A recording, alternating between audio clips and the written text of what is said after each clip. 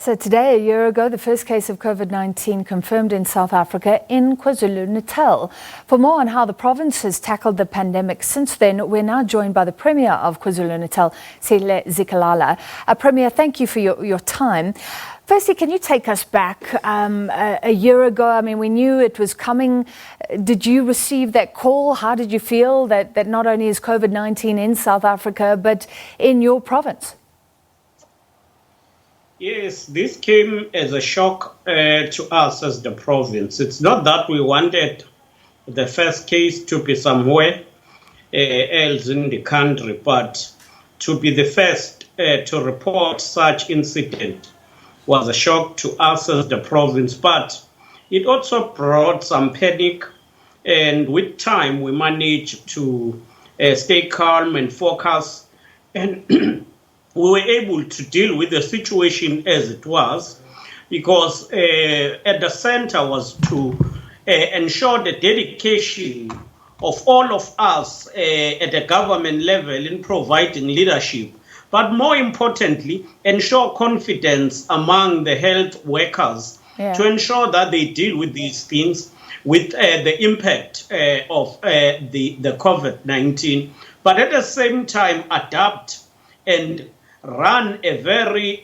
strict educational campaign around ensuring that people embrace the non-pharmaceutical measures. Premier, but can I ask you for a little bit more? I mean, it must have been a scary time. I think you went and visited patient zero. Please correct me if I'm wrong there. But he must have been scared. You must have been scared. Were the healthcare workers scared? Were people flapping around thinking, what on earth do we do here? Yes, to be honest, all of us were scared. And thanks to Minister Zweli Mkhize for his leadership and engagement with the doctors at that time. The family and the patient zero himself was, of course, scared, but the reality is that he was not so sick. He was not having any symptoms, but he had to go through the process, and he was very cooperative. And it helped us to develop more understanding, because before that, none of us had any understanding about the virus and how it evolves and how it affects a person once a person is infected. Given the infection rate, I mean, you went back to Gray's Hospital in Pietermaritzburg. Is there still a dedicated ward there? Even how many patients are there right now? Did you look at facilities today? Yes, we still have facilities that cater for COVID-19. In all our hospitals where we dedicated some extra space for COVID-19, we've ensured that we don't collapse that. As of now, we're still having a 7% occupancy rate of the beds that were allocated for COVID-19. So even in Grace Hospital, we still have a ward that is dedicated for COVID-19. Can you explain that, Premier? Because 7%, that's a low occupancy rate. Shouldn't those beds be used somewhere else? Or should we remain prepared with those dedicated wards? Well, the 7% I'm referring to is the one that is occupied, being used right now, where you've got patients who are admitted. But we must say that the numbers are declining. But that does not mean we must be complacent. We're not out of the pandemic. The pandemic is still there, hitting us hard, and we still need to fight and ensure that we overcome it. So, of the total beds that we've prepared, about 7% is still occupied. But we are continuing. Remember, we had about 3,111 beds. So 7% of that is being occupied. We would want to continue encouraging the people of KwaZulu-Natal, but the country as a whole, to continue embracing and adhering to non-pharmaceutical measures that have been put in place.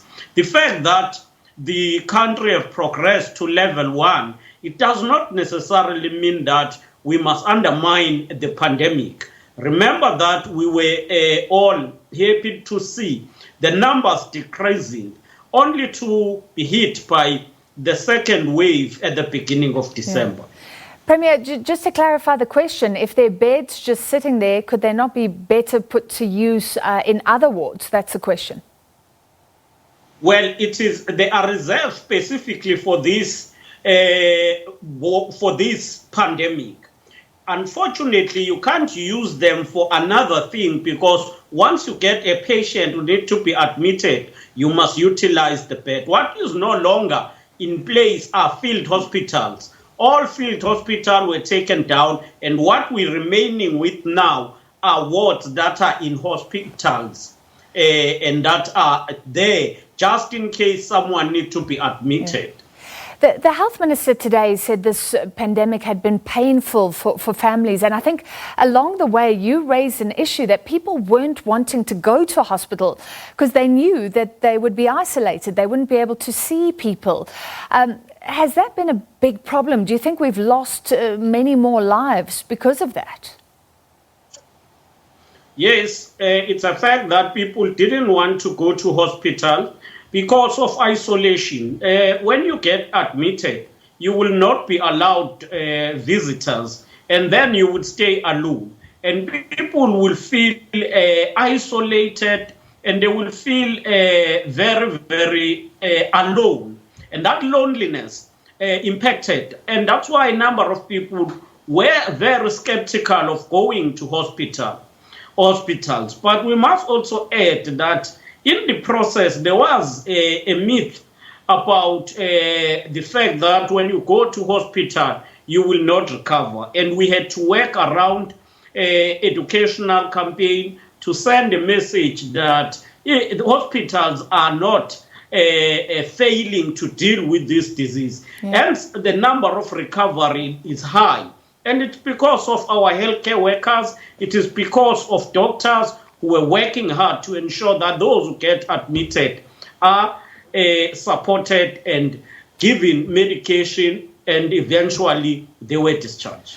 Well, let's end, Premier, if you don't mind, with education. I mean, what are you doing as a province now, given the mythology around vaccines? Do you think attitudes are changing and the rollout will go well in your province?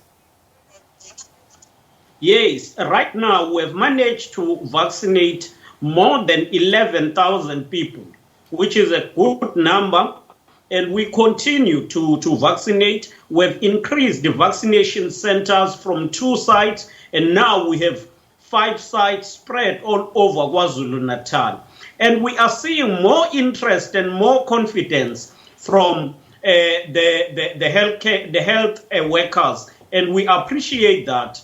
We must not forget also the various stakeholders who have been part of us, including labor unions, who have played a critical role in ensuring education, but in also supporting government in the measures to curb COVID-19. All right, thank you very much, Premier of KwaZulu-Natal, Sihle Zikalala.